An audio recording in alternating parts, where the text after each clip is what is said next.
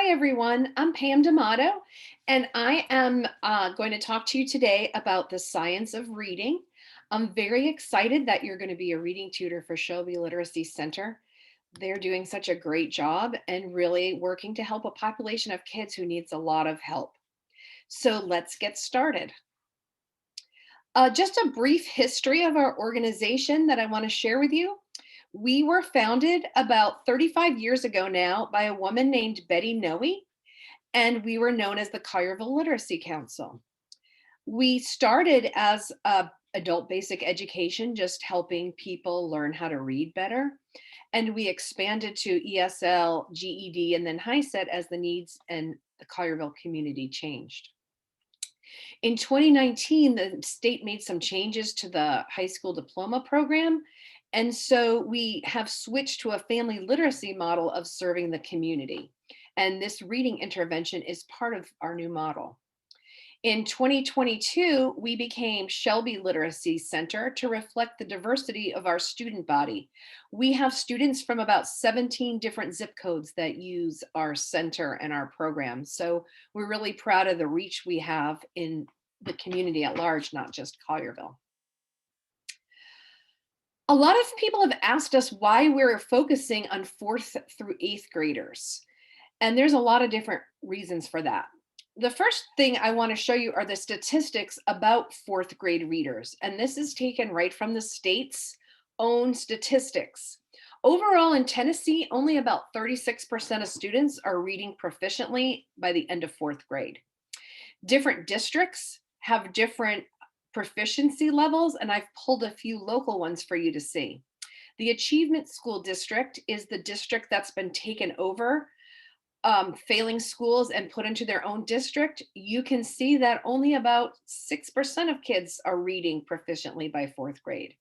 Shelby County Schools is about 23, Fayette's about 25. And even here in Collierville, which we've just been voted one of the best, I think, school districts in the state, we have about 30% of the kids not reading proficiently for a variety of reasons. So there is a huge need for intervention for these 4th through 8th graders. Why aren't kids reading proficiently? There's a lot of different reasons for that.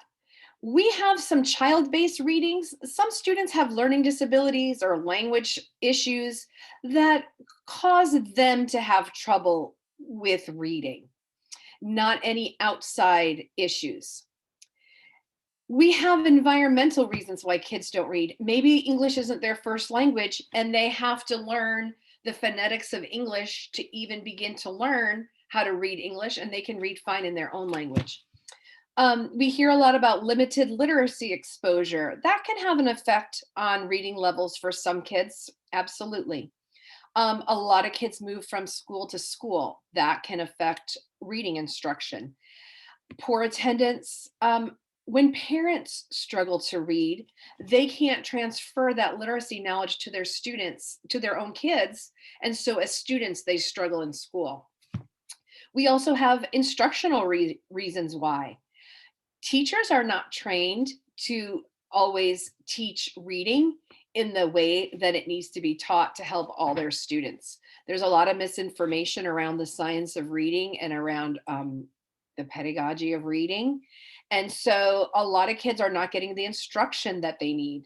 Teachers aren't getting the proper professional development in a lot of times.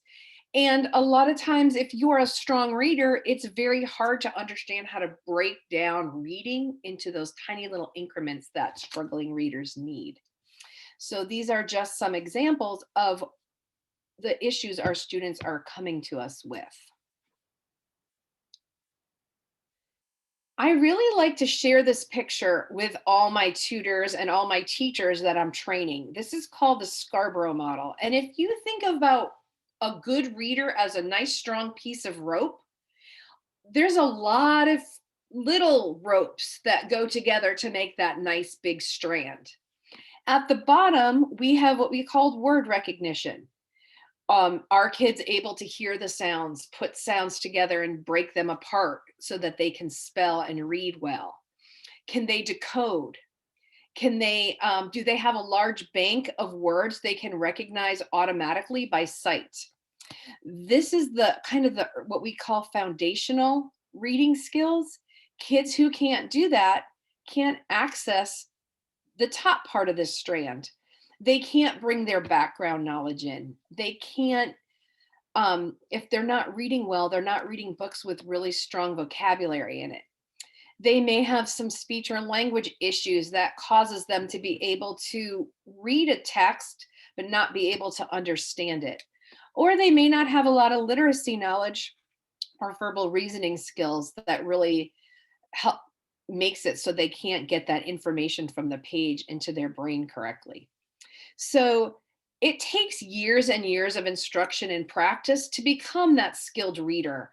So we want to make sure all those ropes are tight. And that's what we work on with our kids at the Literacy Council. Here's an example. And this actually happened. I've been a tutor for a long time. I'm a dyslexia interventionist, and we read a story in my classroom about Milton Hershey, and the kids love it. But this is a page from the book. Milton Hershey and his family worked hard on the farm.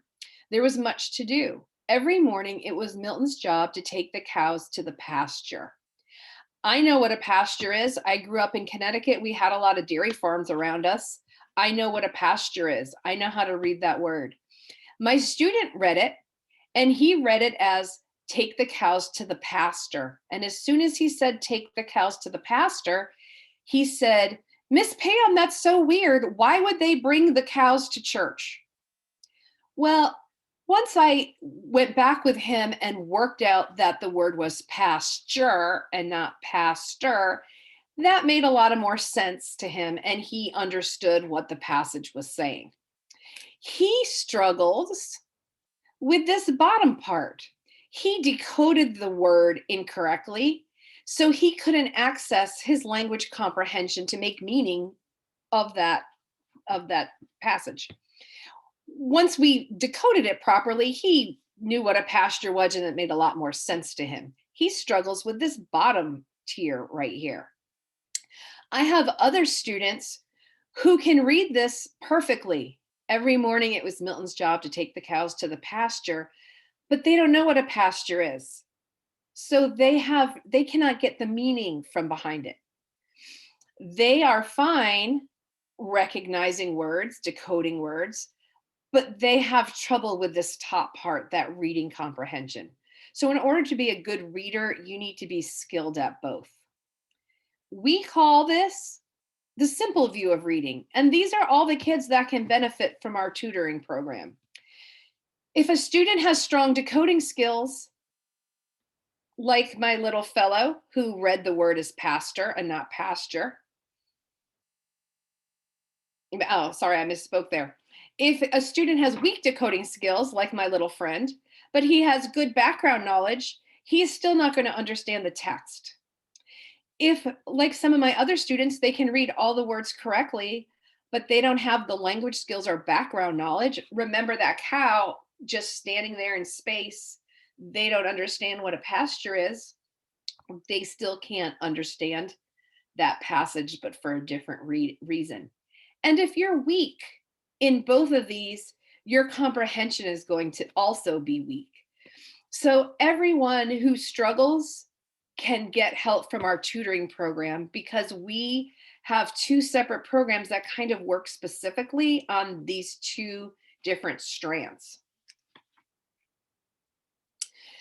The National Reading Panel, about 20 years ago, went through all the science of reading and kind of pulled out what they call the 5 pillars of literacy. I'm going to go through those with you very quickly, just to give you an idea of what needs to be put together and taught so that kids can be strong readers. I'm a strong reader. All this comes automatically to me. I never have to think about it. But for our kids, especially our kids who are coming to our supplemental reading tutoring, they need this taught to them very explicitly. So it helps to kind of understand those 5 pillars. The first one is what we call phonological or phonemic awareness. And some people refer to this as reading with your eyes closed. These are such activities as understanding rhyming words. If I say string, fling, float, which word does not rhyme?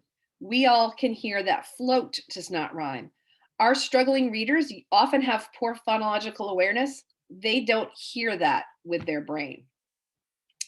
Kids who are poor spellers really struggle with this because you have to be able to take a word, let's say the word is ship, and you have to be able to hear all the sounds that ship is made up of.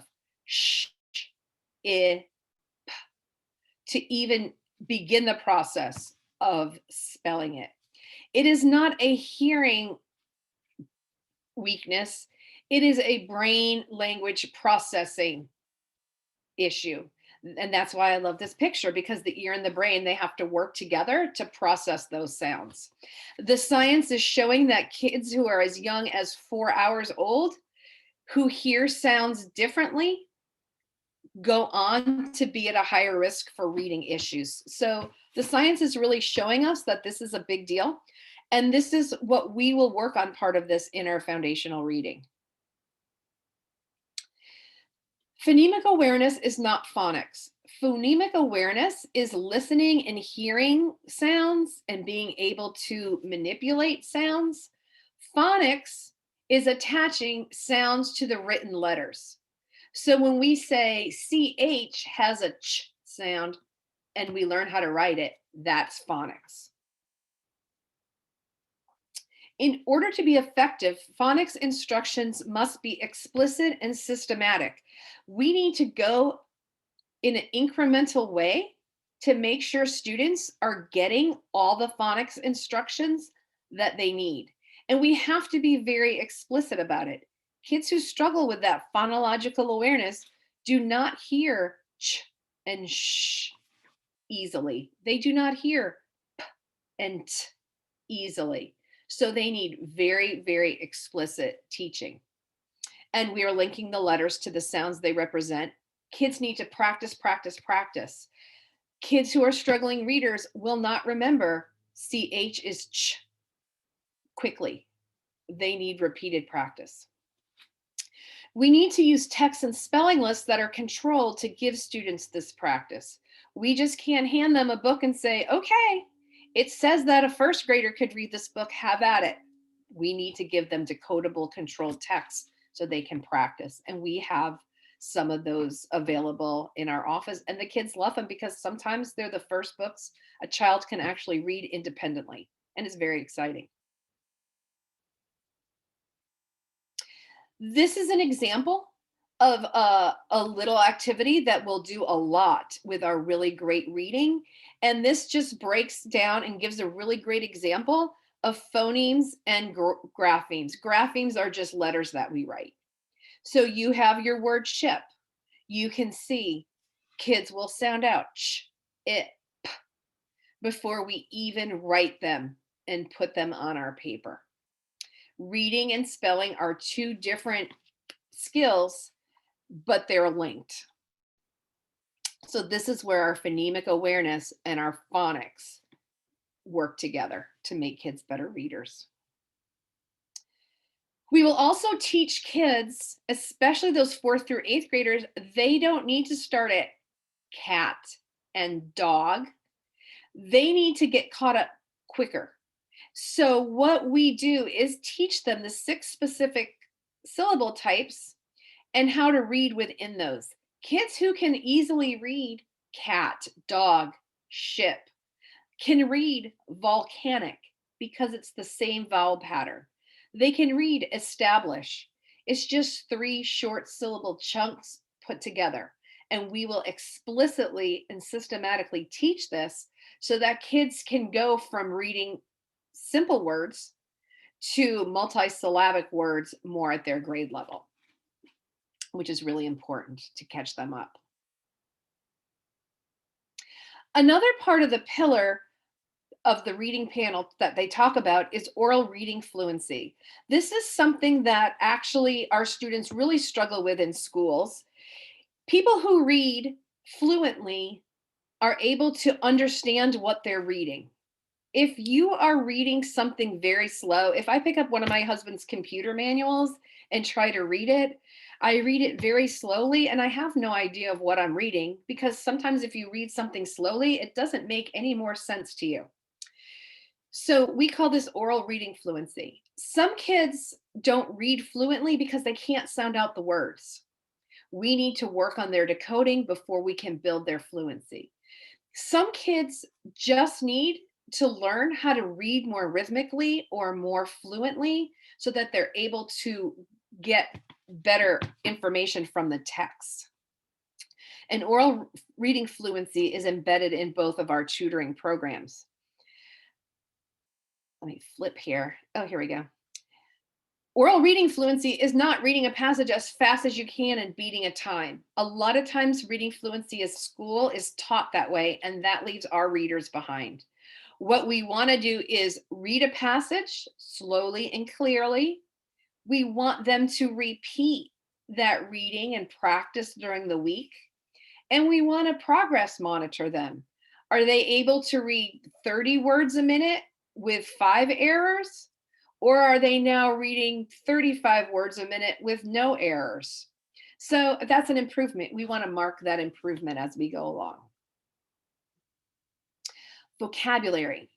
Again, we're focusing on foundational reading because there's a lot of students who have a good vocabulary, but they can't read the text to understand what the text means. We have another group of kids who can read all the words, but they don't understand what the words mean. If you have a sentence that says, she walked to the garage grimly, and a student doesn't know what grimly means, you have no idea how that person's walking or what their feelings are. That one word puts a whole lot of meaning in that one sentence. So vocabulary is really important. The science shows that giving kids a list of words to memorize does not increase their vocabulary. Vocabulary increases through reading and through talking with adults and having high-level conversations, from understanding prefixes and suffixes and base words. So there's a lot of parts of vocabulary that can be explicitly taught. This is an example of vocabulary instruction. Many of our struggling readers are stuck on these tier 1 words because that's all they can read. They don't read books with these tier 2 words. We don't use words like fortunate and measured and industrious and benevolent when we speak to each other in regular conversations. We usually pick up those words from books. So we want to really make sure that we're doing some explicit exposing kids to literature and readings that have these tier 2 words. And you can see that found in adult conversations and found in literature. This is a good indicator of school progress. Kids who aren't doing well in school are often have a small vocabulary for various reasons. Then you have the, oops, I read that wrong. Then you have the tier 3 words. Those very subject specific words that you probably only need to use in science class or social studies class or literature. And they're specifically and explicitly taught. A lot of kids miss out on those words. A lot of our poor decoders who can read books way down here, but they're very bright, can memorize enough of these unusual words to trick their teachers, and people think they're reading better than they are, but they're struggling at these tier 2 words. So vocabulary is really important. Putting it all together, like that rope, I bake. So, it's always amazing to me that I can have my flour and my sugar and my chocolate and my butter and my eggs all separately, and then you put them together and you get something wonderful. It's the same thing for reading. If I didn't have butter or sugar, my cake would not come out well, and I would wonder why anybody ate it. Our struggling readers, when they're missing things and they can't put the ideas and the words together to get good meaning from their books and their stories, they're wondering what the big deal is with reading because it's not enjoyable. So until they get to be better readers, they will not get any enjoyment out of reading, much less any of the information they need to grow their intellect and their knowledge. So I'm going to put it all together for you. Good readers read fluently and they decode well. They read strategically with an end goal in mind. Am I reading this book to study for a test, or am I reading this just for fun? They understand the different reading goals for different texts. You read a nonfiction text differently than you would a poem. They use their background knowledge to pull meaning from a page. They think, I remember going to the museum and seeing that. And that helps them understand the text better. They have a sufficient vocabulary and they understand some of those language syntax um, ideas, prefixes, suffixes, adverbs, what they mean to be put together to understand a whole passage. Struggling readers can absolutely learn these strategies, but we have to teach them explicitly. And that's what our program does. If you're watching this, it's because you have signed up to be a tutor, and I am so excited. It is so meaningful to be able to sit with a kid and just watch them bloom and gain confidence. It is amazing, and it is so wonderful to see their just confidence bloom. I just love it, and I'm so glad you're going to be doing it with us. There's some really important things to keep in mind, though. I've tutored for a long time, and so I've kind of gotten a little bit of a hard shell because those kids come to us and they do not usually want to be there. Think about how it would be if you don't know how to read at school. The day is long, you're there for 8 hours, and your day is pretty much failure and embarrassment for all those hours. Finding out that they have to go to more reading tutoring after school when they're already tired is not going to make anybody happy. I have never met a kid to say, "Oh, I'm so excited to come to you, Miss Pam, and learn how to read." It does not work that way. Remember, these kids have spent their whole life and they spend every day in school hiding their skills from as many people as they can. These are the kids who go to the bathroom when it's time for oral reading, or they count the sentences to see when their turn is, and they make sure that they're sick at the principal's office or cause a disruption so that they don't have to read out loud. These are the ones who are looking at their neighbor's paper or finding any reason that they can to sort of not let people know how they're struggling. One-on-one tutoring, they cannot hide. They can't hide, and it's really hard for them because sometimes for the first time they're having to read in front of somebody they don't know, and you're going to get that they don't that they don't know what they are trying to fake, and that's very hard.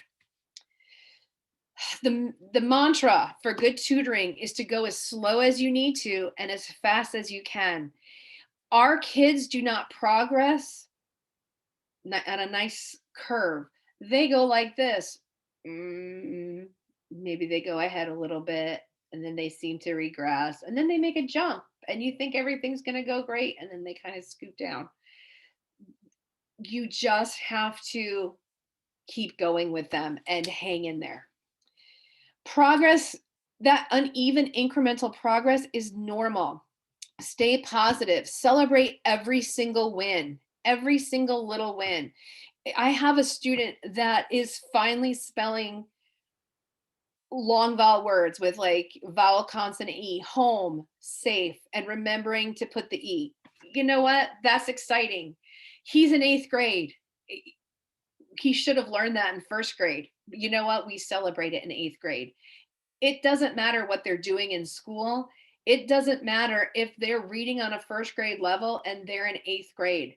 Your job is to celebrate this.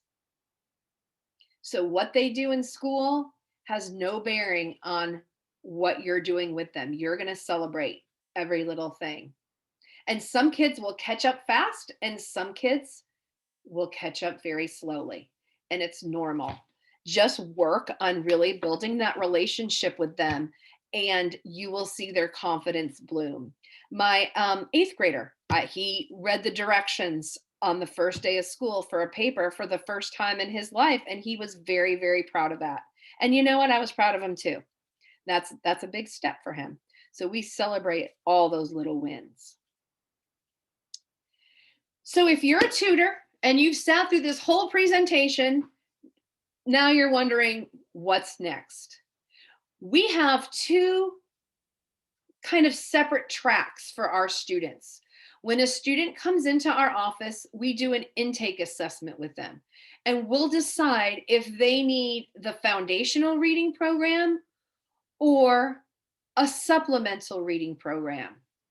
If our students struggle with that bottom part of the Scarborough rope, the decoding, the phonological awareness, the sight words, they will get put into our foundational reading program. We will use really great reading materials, and that's a program that's made for older struggling readers to catch up faster.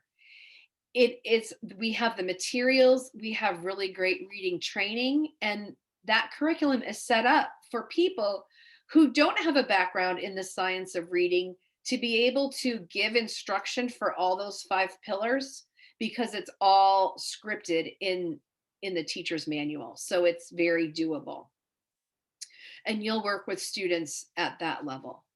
When we intake a student and we see they decode well, but they're having trouble with comprehension and maybe their fluency is a little slow, they're good candidates for our Book Nook program. And our Book Nook program works on comprehension and how to read the text, and very specifically those skills.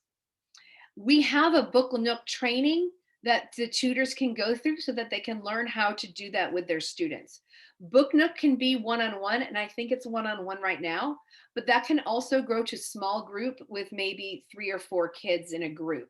And that's a really fun program too. I love watching kids go, oh, I remember that question. I know how to answer it now.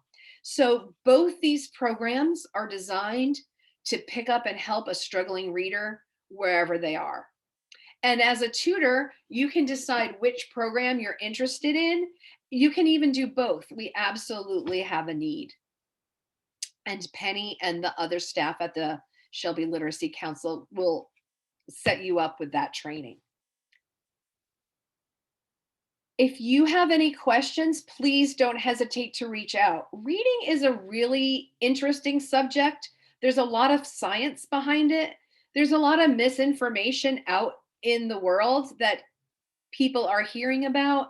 And this is what I do for a living. My training is in the science of reading and dyslexia intervention, and how to work and help those readers who are far below grade level for whatever reason, whether they have dyslexia or a learning disability, or they've missed instruction and they need more specific targeted help because they have gaps. You're going to help them with that. And I'm so excited that Shelby Literacy is doing this program. Please don't hesitate to reach out with any questions. And thanks for being here. Bye, everyone.